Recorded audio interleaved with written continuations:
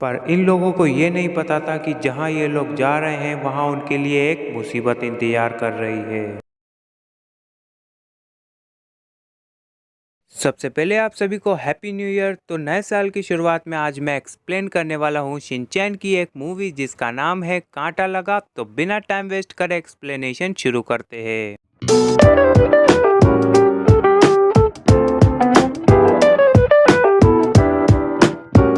Movie की शुरुआत Shinchan की डेली लाइफ से शुरू होती है। इधर हिरोशी अपने बॉस के सामने बैठा होता है, तभी उसका बॉस उसे एक कैक्टस का फल दिखाता है और हिरोशी जब वो फल खाता है तो उसे वो बहुत मीठा और अच्छा लगता है। तो हिरोशी के बॉस उसे बताते हैं कि ये फल बहुत कीमती है और ये सिर्फ मैक्सिको में पाया जाता है और हमारी कंपनी चाहती है कि हम ये फल पूरे वर्ल्ड में बेचे, इसलिए तुम मैक्सिको जाओगे और वहाँ के ऑनर को मनाओगे इस फल को बेचने के लिए और एक ब्रांच खोलने के लिए। और इसी के साथ हिरोशी का एज अ मैनेजर मैक्सिको में ट्रांसफर हो जाता है। अब हिरोशी थोड़ा उदास होता है क्योंकि उसे अपनी फैमिली को छोड़ के मैक्सिको जाना था। ये बात वो मित्सी को भी बताता है। मित्सी हिरोशी को बोलती है कि तुम्हें अपनी फैमिली को भी साथ लेकर जाना चाहिए। फिर अगली सुबह हिरोशी डिसाइड करता है कि वह अकेले मैक्सिको नहीं जाएगा बल्कि उसके साथ उसकी पूरी फैमिली जाएगी। अब योशिनागा मैडम शिनचैन की क्लास में अनाउंस करती है कि शिनचैन अब यहाँ नहीं पढ़ सकता क्योंकि उसके डैड का ट्रांसफर मैक्सिको हो गया है। ये बात सुन के शिनचैन के दोस्त उदास हो जाते हैं और सबसे ज्यादा बुरा कजामा को लगता है, पर वो बताना नहीं चाहता। अब शिनचैन कजामा से बात करने की कोशिश करता है, पर कजामा उसे धक्का देते हुए ये कहता है कि तुम कहीं भी जाओ मुझे फर्क नहीं पड़ता।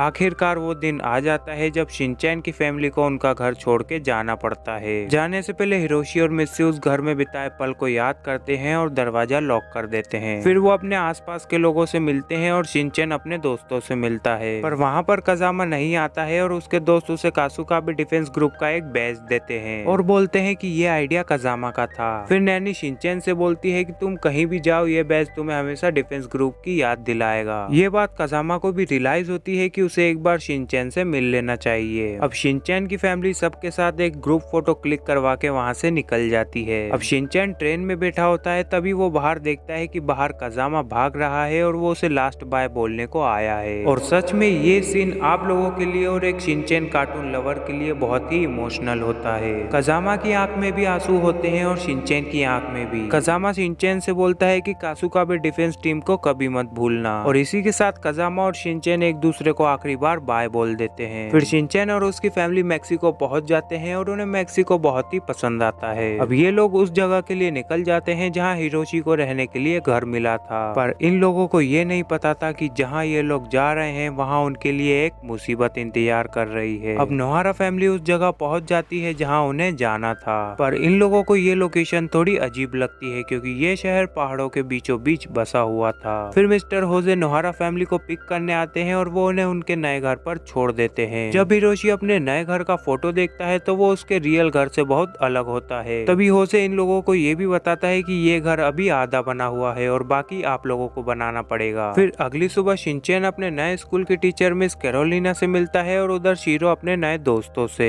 अब हम उस शहर के मेयर को देखते हैं जो इन कैक्टस के फलों का मालिक था और मेयर को देख के ऐसा लग रहा था कि ये बहुत गुस्से वाले टाइप का इंसान है और वो उन फलों की बहुत केयर करता है। अब हिरोशी मेयर से मिलता है और उन्हें फल बेचने के लिए मनाने की कोशिश करने लगता है। तो मेयर बोलता है कि तुमसे पहले और भी लोग कॉन्ट्रैक्ट लेकर आए थे पर मैंने उन्हें भी मना कर दिया। मेयर साथ में ये भी कहते हैं कि पहले इस शहर में कुछ नहीं था, बड़ी बड़ी चट्टाने होने के कारण रेडियो और टीवी भी नहीं थे, पर जब से ये कैक्टस का फल इस शहर में आया है तब से इस शहर की रौनक बढ़ गई है। फिर अगले दिन नोहारा फैमिली कैक्टस फेस्टिवल में आई होती है और हम देखते हैं क्वीन कैक्टस को, जिसको देखने एक साइंटिस्ट आया होता है और वो बोलता है कि मैंने अपने 40 साल के करियर में कहीं ऐसा कैक्टस नहीं देखा। इधर हम दो और मेन कैरेक्टर से मिलते हैं। पहला है एक रेसलर जिसका नाम है रेनबो कामिन और दूसरा है एक सिंगर जिसका नाम है मारियाची। अब सब कैक्टस फेस्टिवल को एंजॉय कर रहे होते हैं, पर इन लोगों को ये नहीं पता होता है कि अब जो टाइम आने वाला है वो उन लोगों के लिए बहुत ही खतरनाक होगा। अब सब लोग बड़े वाले कैक्टस को देखने लगते हैं क्योंकि उसका फूल खिल रहा होता है। तभी शिनचैन देखता है कि एक कैक्टस ने एक आदमी को निगल लिया है और देखते ही देखते दूसरा कैक्टस भी उस दूसरे आदमी को निगल जाता है। शिनचैन ये बात अपने मॉम डैड को बताने की कोशिश करता है, पर वो उसकी बात नहीं सुनते। देखते ही देखते वो सारे कैक्टस सभी लोगों को निगलना शुरू कर देते हैं। तभी मेयर का गार्ड अपनी गन से उन कैक्टस को मारने लगता है और वो अपनी गन उस बड़े से कैक्टस की ओर कर देता है। तभी मेयर उसे रोक देता है। मतलब मेयर नहीं चाहता है कि उस बड़े से कैक्टस का खात्मा हो। अब साइंटिस्ट कहता है कि जिन कैक्टस को गार्ड ने शूट करा है वो आपस में जुड़कर अपना एक नया रूप बना लेंगे। अब वो कैक्टस नोहारा फैमिली और कैरोलिना के पीछे पड़ जाते हैं। तभी होजे अपनी ऑटो से आता है और वो अपनी ऑटो उन कैक्टस के ऊपर गिरा देता है, पर कैक्टस उसे भी निगल लेते हैं। फिर बचे हुए लोग एक रेस्टोरेंट में रुकते हैं। तभी साइंटिस्ट इन सभी को बताता है कि ये कैक्टस बहुत लोगों को निगल चुके हैं और अब ये सब क्वीन कैक्टस के लिए खाना लेकर जा रहे हैं, जैसे सभी मधुमक्खी एक रानी मधुमक्खी के लिए ले जाती है। अब हिमावरी रोने लगती है क्योंकि उसे एक डायपर की नीड होती है और वो लेने के लिए हिरोशी और स्मार्टफोन चेन सुपरमार्केट की ओर निकल जाते हैं। इस मूवी में इस लड़की का नाम नहीं बताया गया है और ना ही गूगल पे है, इसलिए मैंने इस लड़की का नाम स्मार्टफोन चेन रखा है। जब ये लोग सुपरमार्केट पहुंचते हैं तो यहाँ पर कोई नहीं रहता। फिर हिरोशी शॉक हो जाता है क्योंकि शिनचैन भी वहाँ पर आ गया था और शिनचैन बोलता है कि मैं अपने लिए चोको चिप्स और हिमावरी के लिए दूध लेने आया हूँ। फिर ये लोग अपना सामान ले लेते हैं और तभी इनके पीछे कैक्टस पड़ जाते हैं, पर जैसे तैसे ये लोग रेस्टोरेंट के अंदर आ जाते हैं। लेकिन वो कैक्टस भी रेस्टोरेंट के अंदर घुस जाते हैं और वो सबसे पहले रेस्टोरेंट के मालिक को ही निगल लेते हैं। अब बचे हुए लोग शहर से बाहर निकलना चाहते हैं, इसलिए वो बस स्टैंड की ओर भागते हैं, लेकिन वहाँ भी उनका पीछा कैक्टस करने लगते हैं। पर जैसे तैसे ये लोग बस के अंदर भी बैठ जाते हैं, लेकिन कैक्टस वहाँ भी उनका पीछा नहीं छोड़ते हैं और वो बस को चारों तरफ से घेर लेते हैं और उसके ऊपर चढ़ जाते हैं, जिसकी वजह से बस अनबैलेंस होने लगती है। पर ड्राइवर बस को संभाल लेता है, लेकिन वो ड्राइवर भी ज्यादा देर तक टिक नहीं पाता है और कैक्टस उसे भी निगल जाते हैं। अब बस अनकंट्रोल हो जाती है और शिनचैन उसे कंट्रोल करने की कोशिश करता है, पर वो ब्रेक की जगह एक्सेलरेटर दबा देता है, जिसकी वजह से बस और भी तेज भागने लगती है। फिर शिनचैन खाने का एग्जाम्पल लेकर लेफ्ट साइड वाला ब्रेक दबा देता है, जिससे बस 1 इंच टकराने से रुक जाती है और पलट जाती है। अब ये लोग बस के बाहर आ जाते हैं और कैक्टस इन्हें चारों तरफ से घेर लेते हैं। तभी बस का रेडियो बजने लगता है और वो कैक्टस बस की ओर भाग जाते हैं। तभी इन लोगों को समझ आता है कि ये कैक्टस साउंड से अट्रैक्ट होते हैं। थोड़ी देर बाद वहाँ एक हेलीकॉप्टर आता है कैक्टस फेस्टिवल को कैप्चर करने के लिए, लेकिन अंदर बैठे रिपोर्टर्स को ये नहीं पता होता है कि कैक्टस फेस्टिवल अब एक खतरनाक कैक्टस पार्टी में बदल गया है। देखते ही देखते कैक्टस अपना एक टावर बना लेते हैं और उस हेलीकॉप्टर को भी निगल जाते हैं। फिर ये लोग एक घर में रुकते हैं जहाँ इन्हें एक डायनामाइट का बॉक्स मिलता है। अब ये लोग उन कैक्टस को इस डायनामाइट से उड़ाने का प्लान बनाते हैं, लेकिन अब बारी आती है इस प्लान को एग्जीक्यूट करने की और हिरोशी एक साउंड व्हीकल पे सारे डायनामाइट लगा देता है और उस टॉय व्हीकल को ऑन कर देता है। अब वो टॉय व्हीकल चल देता है, लेकिन मेयर अपने कैक्टस के फल गिरा देता है, जिसकी वजह से उस टॉय व्हीकल का पैर उस कैक्टस के फल पे पड़ जाता है और उस टॉय व्हीकल की डायरेक्शन ब्रिज की ओर हो जाती है। क्योंकि उस टॉय व्हीकल में आवाज आ रही थी, इसलिए कैक्टस उसे चारों तरफ से घेर लेते हैं। तभी वो डायनामाइट ब्लास्ट हो जाते हैं और कैक्टस टुकड़ों में बढ़ जाते हैं, लेकिन ब्लास्ट के कारण ब्रिज भी टूट जाता है और इन लोगों का शहर से बाहर जाने वाला रास्ता भी बंद हो जाता है। अब वो कैक्टस फिर से आपस में जुड़कर इन लोगों के पीछे पड़ जाते हैं। तभी ये लोग भागने लगते हैं और इनमें से शिनचैन और मेयर एक अलग रास्ते पर निकल जाते हैं। अब ये लोग एक जगह पर पहुंचते हैं, तभी शिनचैन को टॉयलेट आने लगती है। शिनचैन यहाँ पर टॉयलेट कर ही रहा होता है, तभी अचानक से वहाँ एक कैक्टस आ जाता है और गलती से उसकी टॉयलेट उस कैक्टस के ऊपर हो जाती है और वो कैक्टस पूरी तरह से डिस्ट्रॉय हो जाता है, मतलब कैक्टस पानी से मर सकते हैं। अब शिनचैन और मेयर वापस सभी लोगों के पास आ जाते हैं। क्योंकि मेयर ने कैक्टस वाली हेड पहनी थी, इसलिए हिरोशी को लगता है कि कोई कैक्टस अंदर घुस गया है, इसलिए हिरोशी मेयर के सिर पर एक कुर्सी दे मारता है। अब हिरोशी बहुत खुश होता है क्योंकि शिनचैन वापस आ गया था।